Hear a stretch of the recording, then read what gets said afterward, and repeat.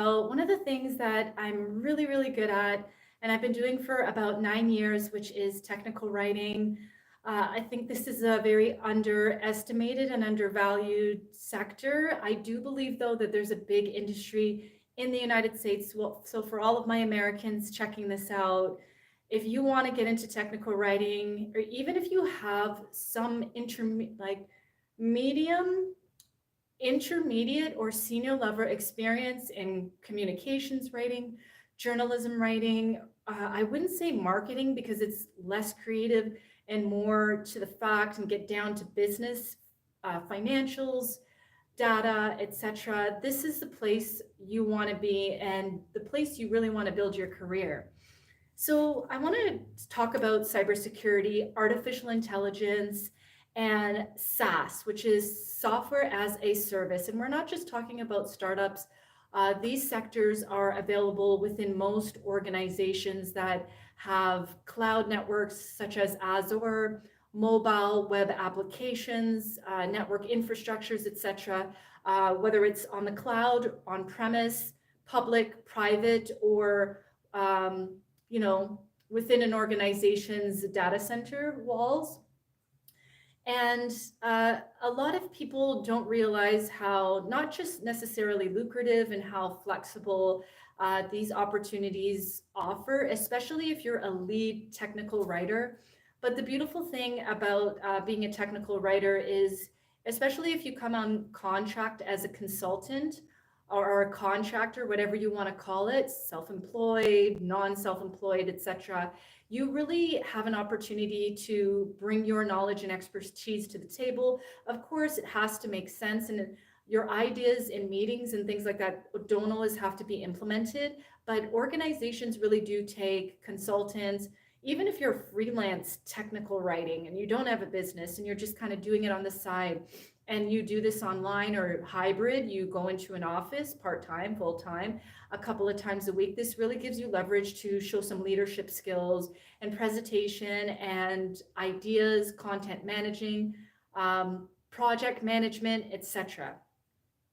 So cybersecurity, let's get started with that. I have a good chunk of experience working on cybersecurity projects for different organizations, whether it's disaster recovery plans, API documentations, SDLC projects, or penetration testing, which is just a really, really technical word for a company having employees or contractors that, of course, work for the organization and kind of, I don't like to use the word hacking, but going into platforms to see if there are open holes for outside invaders to attack their software, their applications, their network, their cloud systems, etc. And the beautiful thing about cybersecurity is, I would say in Canada, it is becoming a big conversation with the whole news thing about Russia and the whole cybersecurity forecast that they were sharing on the news last year. And more companies are thinking about getting into cryptocurrency and Bitcoin and things like that. So there's always like a need for it.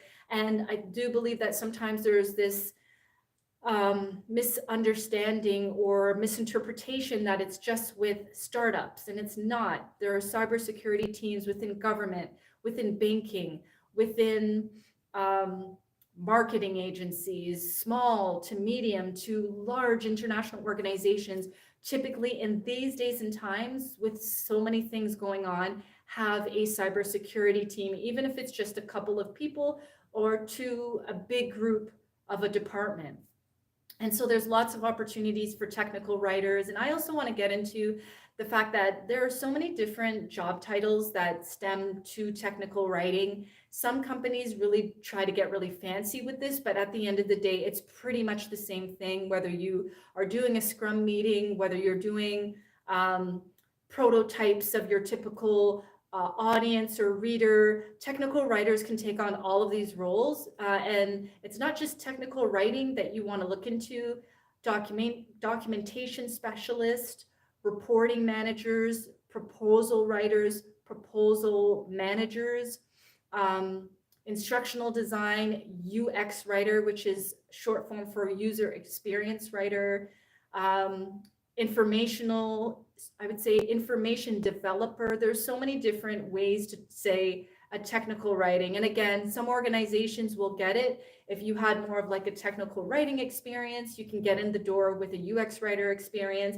And some companies, they don't understand that they all play a part. And you might have difficulties going into instructional designing or things like that. But it's pretty much a good chunk of it, it's the same best practices, just different ways of looking at things, especially when you're getting into an organization. Now, I was speaking to a recruiter the other day, probably a couple of weeks ago, and she was telling me that technical writing and artificial intelligence is very, very lucrative.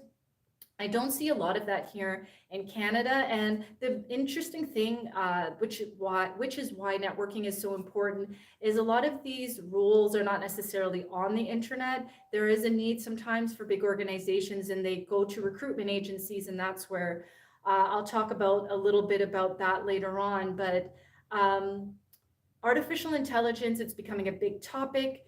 And a lot of technical writers that have been in the cybersecurity space, someone like myself, or even if you've dealt a little bit about security aspects of application software, etc., you might want to start on your own doing some LinkedIn learning courses on artificial intelligence, maybe following really AI leaders on TikTok or on YouTube to really understand how artificial intelligence will help you. And I'm not just talking about Chat GPT, I'm talking about forecasts and things that can help you as a technical writer, so that when you go into a workshop, a meeting, a brainstorming session, a kickoff call, and you're the technical writer where everybody kind of thinks you're just there to write meeting minutes or record, you can actually start showing yourself as a leader within the organization that you are supporting, whether you're providing writing services or you're an employee, and start talking about artificial intelligence and show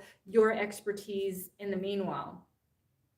So let's get down to recruiting agencies since I've talked about that. Recruiting agents will be your best friends. You really want to, if I don't know what country you live in, but do a Google search of recruiting agencies and then your country name. And I say that because a lot of them, a lot of recruiting agencies have to be specific with contractors and consultants in their country. And some of them have international clients that have global offices, so that, you know, they can kind of work with you if they're a Canadian agency, but you're in the US.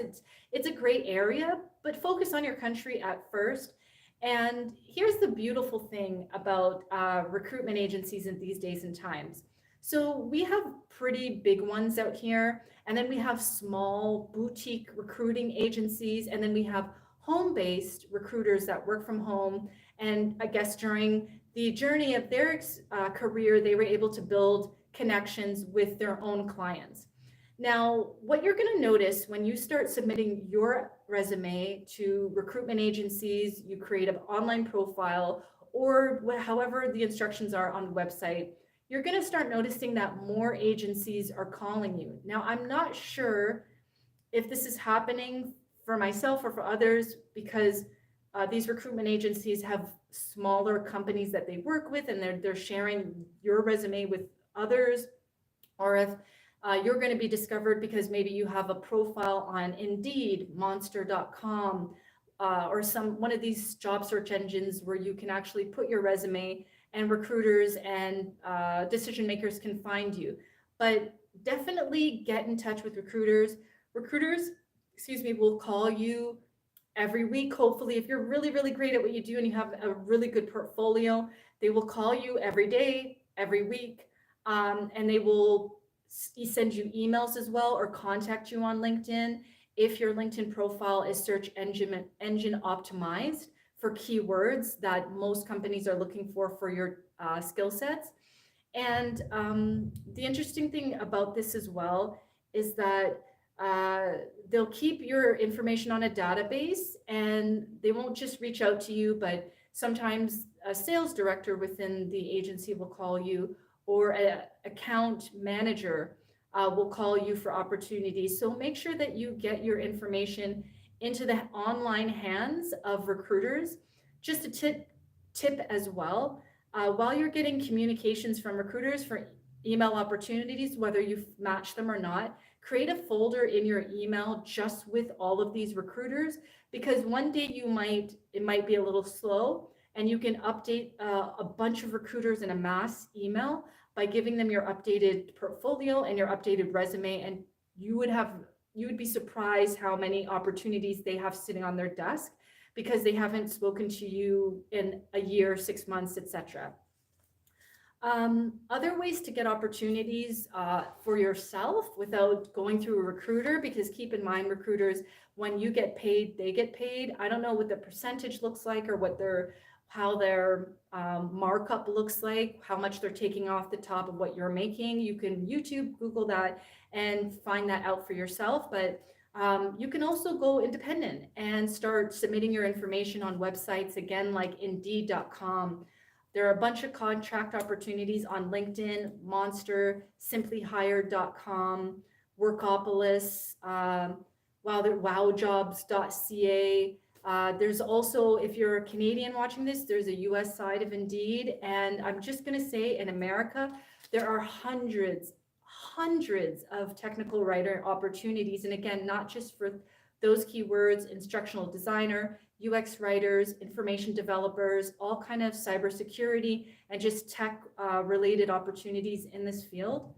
And what you're going to find too is people are going to find you, hiring managers and things like that. You're going to get emails saying, I saw your profile on Indeed, for example, or LinkedIn. And you kind of have to really be able to negotiate your worth as well. I've been doing this for close to 9 years. I'm coming close to about a couple of months into 9 years. So my expectations are a lot more higher than it was in 2014 when I first started. But if you're just starting out, you can still really make a revenue for your business if you incorporate yourself, which actually gives you higher rates if you're working with recruiting agencies or doing a business to business B2B contract with the company. And the other thing too is there's so many ways to go about doing this. If you're an introvert, or if you really would prefer to lower your transportation costs as far as driving to an office for a hybrid role, you might want to be honest with recruiters and decision makers that your main goal is 100% remote. Now, if you like the people experience of being in an office, hybrid opportunities are available. But there's always ways that you can negotiate these concepts and these factors when you're coming down to an opportunity. Now, the interview process for technical writing really depends on the organization. Most of the time, I share my writing samples and my testimonial from a really big organization I worked with, and that typically gets me in the door for interviews. It's very, very rare, but some companies will test you. They'll give you a writing test or a presentation test, an allotted amount of time on the spot, or will give you a couple of days and then do a presentation. So you always have to check your ego at the door and be ready to be challenged sometimes. And this doesn't necessarily have anything to do with external factors like you're a woman or things like this. Companies really just want to make sure, especially the fact if these companies only have one, you'll only be the one technical writer in the company, in the department, on the team, in the business. It would be risky to hire a quote unquote technical writer that's not very good at what they do. And then 2-3 months, 3 weeks later, the person's unreliable, or they don't know how to interview people, or they don't know how to effectively communicate their ideas in process flow maps, etc. So you really have to be aware of your skills and constantly be learning. The learning part is not required with most organizations, but it's a nice to have, especially if you have a YouTube channel or you're sharing, SaaS tips or writing tips and things like that on LinkedIn. Organizations really like seeing this because it shows that you have some sort of leadership skills, content creation skills, and that you're very passionate about what you do as far as writing, editing, putting content together, etc. Now, within the past 2 years, I'm going to tell you some of the biggest Fortune 500 well-known, reputable organizations have come across my email inbox.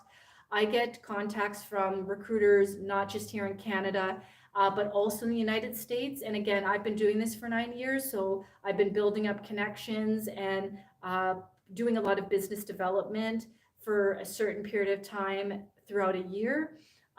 So companies in the United States, and also they do hire sometimes in Canada, but I'll just say, just in general, Apple, Google, your municipality. So let's take, for example, you live in Regina, Saskatchewan, or you live in Miami, Florida. The city of Miami probably needs a technical writer. And now let's talk about actually submitting government proposals on your own. Forget about the recruiting agencies, forget about Indeed. Please know that in your municipality, no matter where you live, especially in North America, I'm just going to keep it at that because I don't know how things work out internationally, but in your city and in your government, they have, I guess you can say, a procurement supply chain section where they need people with services, even if you're a one-man show or you've got a team of freelancers for your company, etc. A lot of government and city organizations need content developers, marketers, business writers, technical writers, and on with a big budget, like bigger than some of the budgets that you're going to see working with recruiters or going directly to a company on a job website. And I say do your best to get into government or city opportunities, because once you submit that proposal and you get that opportunity, it really makes it look good that you provided a business service, even if it's just technical writing, to a government or a municipality, a city, the mayor, these kind of things. Look into that. These proposals, they do take time. If you have time, great. If you can hire somebody to help you. And also with these kind of proposal submissions, there are often things called skills matrices, which are often in Excel spreadsheets or Microsoft Word in tables, where you have to be very specific and follow instructions. Each thing that you input they have a point system, and they usually show that on the spreadsheets, that if you have this number of years doing something, you'll get 15 points. If you only have one example on your resume, you get 5 points, 10 points. So it's a point-based system. But if you know somebody that works in government, and wow, there's so many layers to this, I'll probably have to do another video. I really want to just focus on some of these things, but try to see if you're open to submitting writing services proposals within your city, because you'd be surprised how much the government within your city, your municipality, actually needs a reliable writing or content company to do their proposals and do their disaster recovery plans and their manuals, etc. Okay, so now that we've covered that, so you also have to be honest with yourself again about the technical writing aspect. Most companies should focus on 100% remote roles, but I'm going to tell you, if you're Canadian, a lot of the big companies out east, like in Ontario and Ottawa, I'm talking about the defense, the military, the big five banks. Unfortunately, it depends on where you live, but their headquarters are in Toronto. And I'm noticing that a lot of these Southern Ontario, I'll say Southern Ontario, Ottawa, and Montreal companies, they do need a lot of technical writers. And you're going to notice as you go through your technical writing journey, you're going to notice a lot of companies like the military and stuff like that, they're looking for technical writers, and it's a constant thing that will keep coming out throughout the year. In a lot of these kind of like military technical writing spots, you're going to need a security clearance or a security clearance reliability. And these usually can be submitted on your behalf through a recruitment agency that already has an existing client with the military, for example, or you get your foot in the door, like you are approved to be the technical writer and that organization applies on your behalf.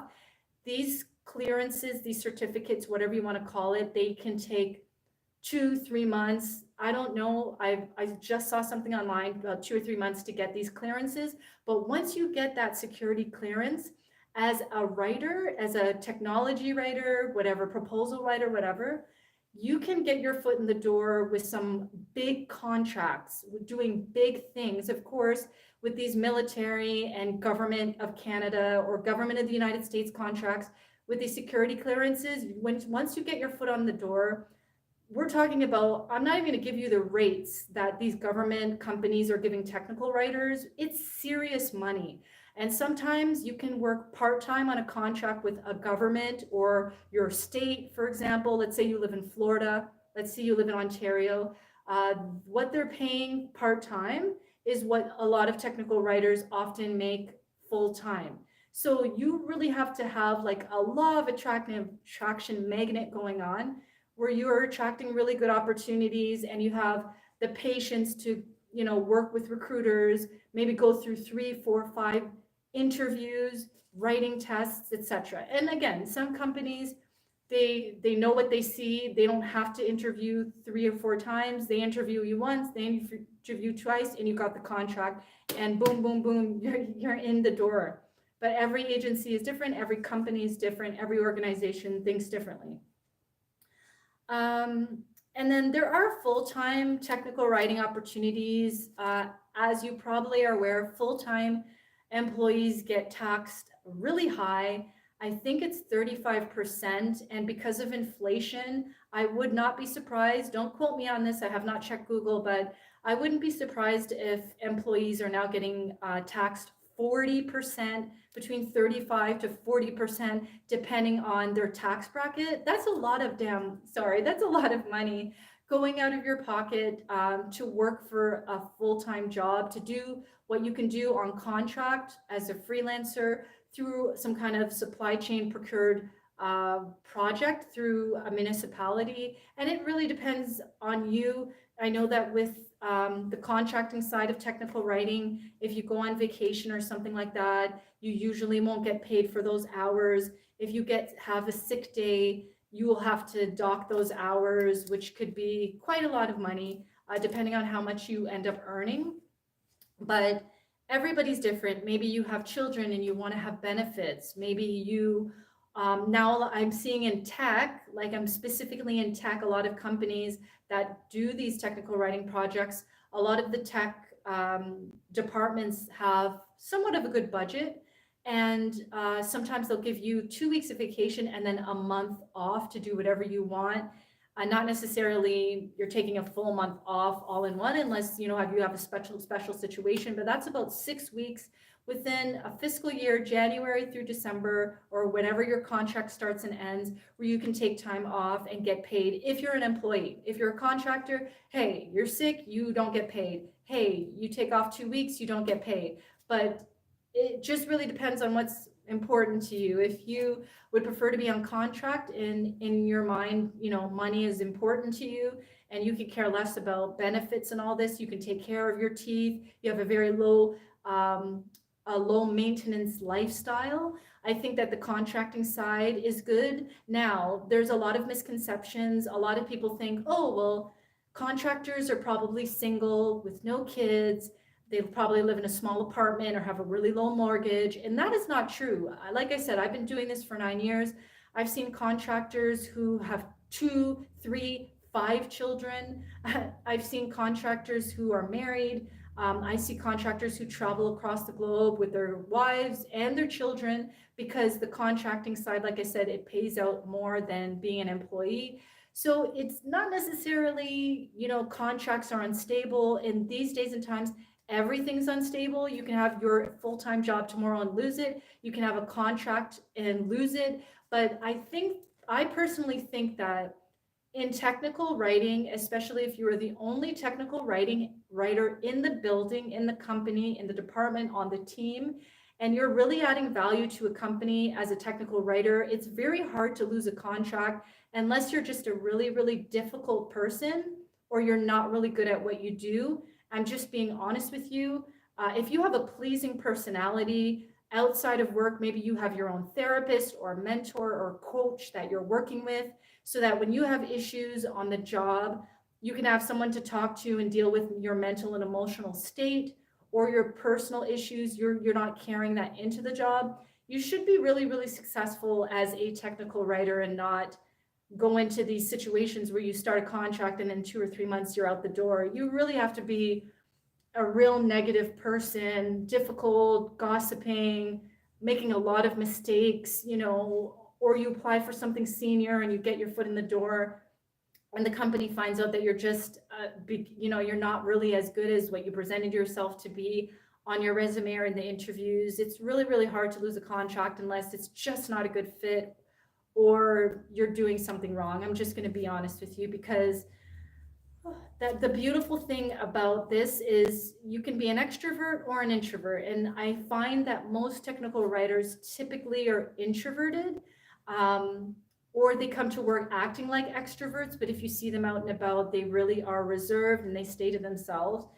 So these opportunities offer lead roles where it's just you basically doing your thing and building a reputation for yourself. And there is an executive part to this as well. I do find, I can't speak for for all my technical writers on the line, but I've worked with directors, operations managers, I've worked with entrepreneurs, founders, co-founders, principals, all my startup people who are actually hiring for someone with my skill set. And the one thing I like about technical writing is if you're really, really good at what you do and you're easy to work with and you have a pleasant personality and you also set professional boundaries when needed, but you're just really great at what you do, this opportunity will really help you work along sometimes C-suite people or upper management and senior level leaders in an organization. And you will learn a lot from them on how they deal with difficulties and how they deal with difficult things, and the tips that they will give you. If you really connect with somebody, they can also become your mentor while you're there. And this can also stem to project managers, project leads, team leads. They can really, really help you and give you ideas to really do presentations better, or put together a document that will support a project, but it doesn't have anything to do with the document or the content that you're creating. So having sponsors and really having people in an organization really vouch for you is very helpful, because then they know that you're really, really great at what you do. You get along with leadership, and then you are now building confidence and trust that you can also help the leadership with their PowerPoint presentations, or you can help them with their executive documents, executive letters, executive content, etc. So you have no idea how this can open up a door for you. And also, I'm going to say, just from my experience, technical writing can really bring you into some organization and spaces you never thought that you could imagine.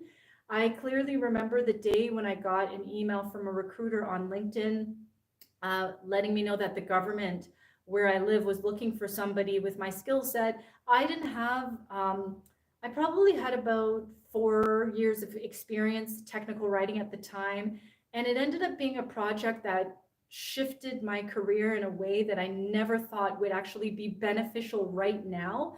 So a lot of new technology will come out. You'll take this project, maybe that new technology is not really buzzing and going viral on the internet. And then 5 or 6 years later, it's actually a prominent, popular thing that's needed. And you are already ahead of the game because you got into that segment of technology or cybersecurity, whatever it is, or SaaS, cloud environment, etc. And now you already have 4 or 5 years of experience in a time where that subject or that information is now popular. And now you are one out of maybe 10 or 20 in your city, in your country, maybe even, that has the skill set. So it's really, really interesting how it can bring you down different directions of your journey that you would have never imagined. Now, the good question is, how can you find technical writing opportunities? So I mentioned earlier, Indeed, all these job search engines, recruitment agencies, make sure that you're updating your resume and stuff like that with recruiters. But LinkedIn is very underestimated. I've been saying this for a couple of years, especially since the pandemic started. LinkedIn is the place to be discovered by decision makers, founders, and people who are working full time, who are designing apps, who need someone with your skill set. Like maybe you have to put together a business plan or a marketing plan or a proposal writing and things of this nature. So on your LinkedIn profile, I highly recommend that if you have creator mode off, turn it on and start going live on LinkedIn once a week, several times a week. It's really up to you, because somebody might see the title technical writer. They might not realize that you might be the person to help them, but now you're going live and you're talking about project management, business analysis, cybersecurity, coding, HTML. And now you're not just this person who's a technical writer on LinkedIn. You know all this data and technical stuff that, most technical writers are not necessarily freely giving out these tips and advice or educational posts regularly. And so definitely get your LinkedIn profile keyworded with search engine optimization keywords. How do you find them? Check jobs, check for job opportunities in your industry and use those keywords. Of course, you have to know what you're talking about, but use those keywords throughout your profile based on your experience, or even if you're just studying, you don't have experience. Let's say you don't have experience in, I don't know, fraud management. Let's just say fraud management. You don't have experience with that. If you're searching for information, if you're watching YouTube videos, if you're checking out online webinars, whether you're paying for them or not, you can say that you're actively learning XYZ and put those keywords in there. Other than the creator mode, there is a services section on LinkedIn.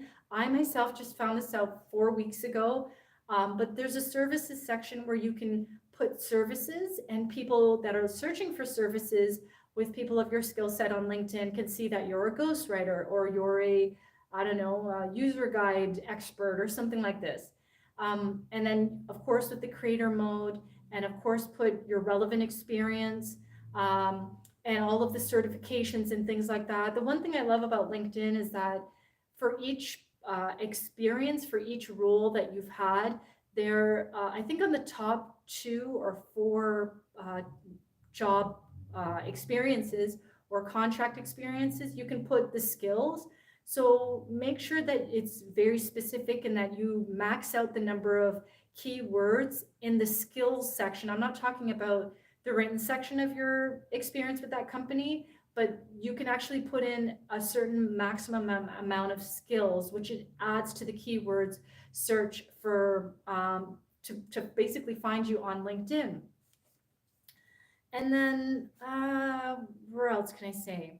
Now, if you're a Canadian watching this, I highly recommend that you go on Indeed, but the United States of America side of Indeed, because there are American companies that will state that they're in Oregon or they're in Delaware or they're in Silicon Valley or something like this, but they actually can take on Canadian writers.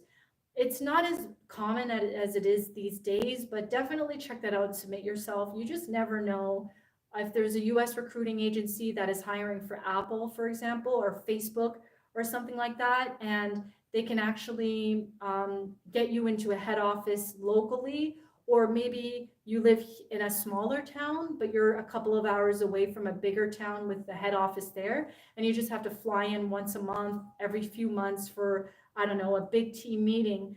Definitely check out that site too. So now there's so many aspects of this topic that I can get into, and I'm probably going to have to make a part 2, 3, 4, 5. But I will start off with this. If you enjoyed watching this, click the subscribe button, because I'm going to be sharing more personal branding tips for you as a technical writer or you as a business brand to be able to use to build your reputation in your city or on the internet. And if you really like this topic of technical writing, go to my playlist here on YouTube and check out technical writing. That's where I put some of my tips and things like that on how to improve your writing, how to market yourself. LinkedIn best practices also can be found in like branding and stuff, the branding folder for the playlists. And I'll conclude with this. A lot of people are talking about artificial intelligence taking jobs. And I believe that they predicted this like decades ago. So this is nothing new. If you heard it 10 years ago and you started getting yourself together, this whole AI chat GPT thing should not be a concern for you. Technical writers are going to need to use artificial intelligence to improve their jobs. And if your employer or company knows that you understand chat GPT, put that on your resume, because it'll help you when you're in the door. You can start using it to improve your summaries, improve your documents, but then you put the company branding on it, right? And that will help you to really shine, because you're not just a writer. Like, it's unfortunate, but there's a misunderstanding a lot when you get into the door as a technical writer. People think that you're just a writer, but that's a whole misunderstanding. If you're a writer and a leader, you're great at public speaking, you're great at doing presentations, you work well with executives and the leadership team, and on the side, in your own time, you're educating yourself on chat GPT, artificial intelligence, ISO, governance, risk and compliance, policies, you name it. You're not just gonna just be looked at as a technical writer. You're gonna be looked at potentially, if you want at some point, you can go into business analysis or business consulting, because they still need to technically write as well. And yeah, I'm gonna leave it at that. Thank you so much for watching. I'm really, really passionate about the branding and the writing stuff. It's really, really helped cascade my career. I've met so many people online and offline that have really helped me get to where I need to be. I've gone through different experiences of just wondering, is this technical writing thing all I want to do? And ending up in cybersecurity, and then ending up really making difficult things sound easy, and really working with some really highly intelligent, proficient, effective people in different industries. And I really hope that if this is something that you're passionate about, that you can not just kind of keep yourself in a box, because as I was saying, for technical writing, you should be able to transition to become a proposal manager, or become a proposal strategist, or a contract specialist. There are so many opportunities that need technical writing. And if it's not necessarily something you want to do, you can move into other directions. Obviously, you got to get certifications. Sometimes it's about who you know, etc. So thank you so much for watching this. If you have any questions about technical writing, where you're at in the process and where you want to be, leave a comment below. And if you have any next live stream ideas, maybe with technical writing, or you want me to get into a little bit more specific about, I don't know, what certifications you need, whether you need to go to a secondary school like a university for certifications, or get certifications online, let me know and I'll do my best to answer any questions that you have. Thanks so much for tuning in, and take care. Bye.